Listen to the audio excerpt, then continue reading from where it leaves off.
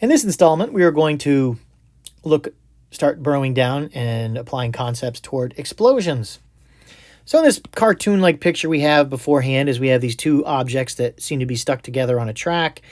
And let's suppose there's a spring between them that explodes and they both fly off in opposite directions like so. And that's the scenario we're looking at.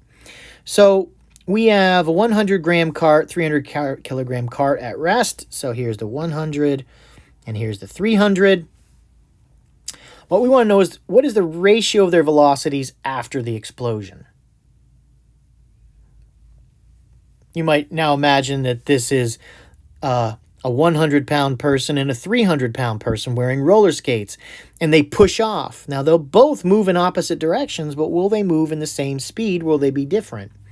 And if they're different, what will the ratio of those speeds be? So we begin any question like this with our basic statement of the law of conservation of momentum, which is the initial momentum equals the final momentum. We then put in a term for each of the particles. So we have the momentum of the 100 plus the momentum of the 300 will be equal to the momentum of the 100 afterward plus the momentum of the 300 afterward. Now, what we know is that these two things are at rest, so the momentum of both of them beforehand is 0. So then afterward, we have the mass of the 100 times the velocity of the 100 prime plus the mass of the 300 times the velocity of the 300 prime. Now we want the ratio of their velocities. So we need to get the velocities as a ratio with each other. So we'll subtract this one. We could subtract either from both sides.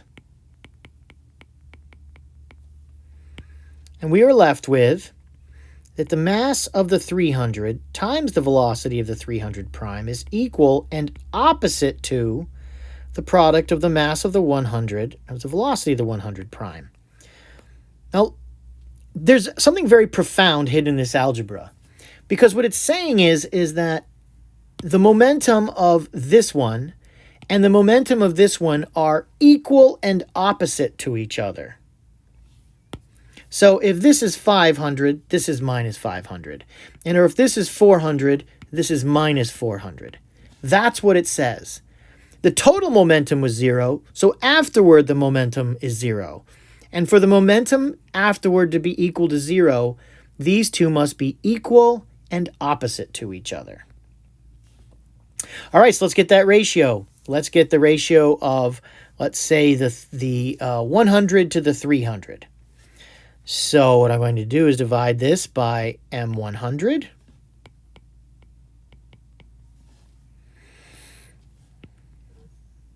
And bringing that up over here, that gives us the velocity of the 100 prime equals the mass of the 300 over the mass of the 100 times the velocity of 300 prime.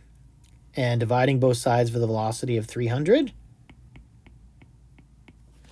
we get the mass of the 300 to the mass of the 100 is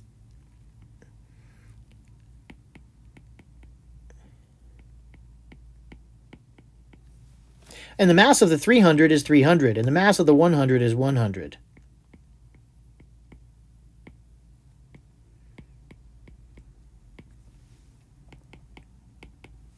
So in other words, the velocity of the 100 is 3 times that of the 100. And that becomes even a little more clear if we multiply both sides by v.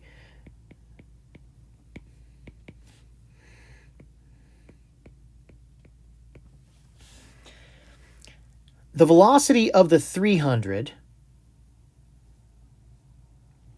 the velocity of the 100, is equal and opposite to 3 times the velocity of the 300. So in other words, if this velocity is 3, the 100 has a velocity of 3, this velocity will be 1, and in the opposite direction. Now we could have done this with numbers, and maybe some of you are more familiar with the numbers part of this. So we'll start from this place here. So we have 0 equals the mass of the 100 times the velocity of the 100 plus the mass of the 300 times the velocity of the 300. Well, the mass of the 100 is 100. So we have 100 v100 plus 300 v300.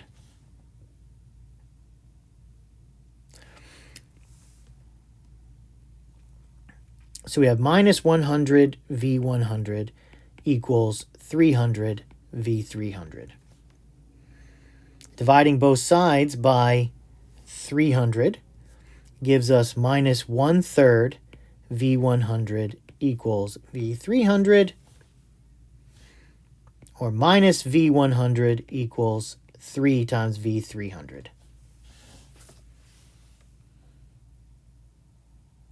The velocity of the 100 is the opposite direction and 3 times as large as the 300. So now you might then expect then that the velocity of the 100 will be equal and opposite to 4 times the velocity of the 400.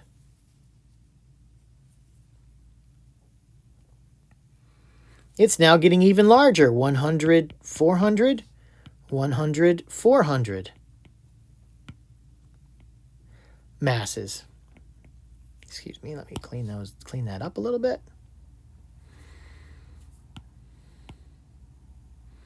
So the 400 will be even slower.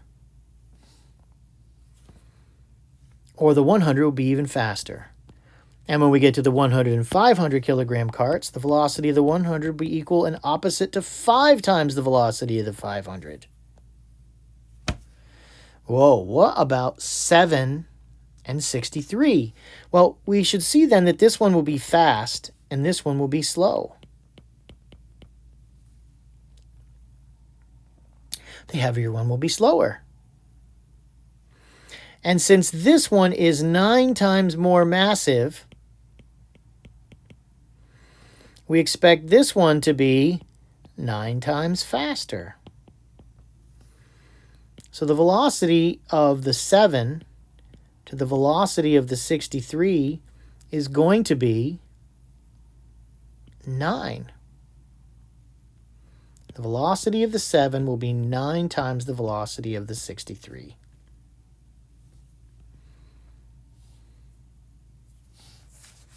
Nine times the velocity of the 63.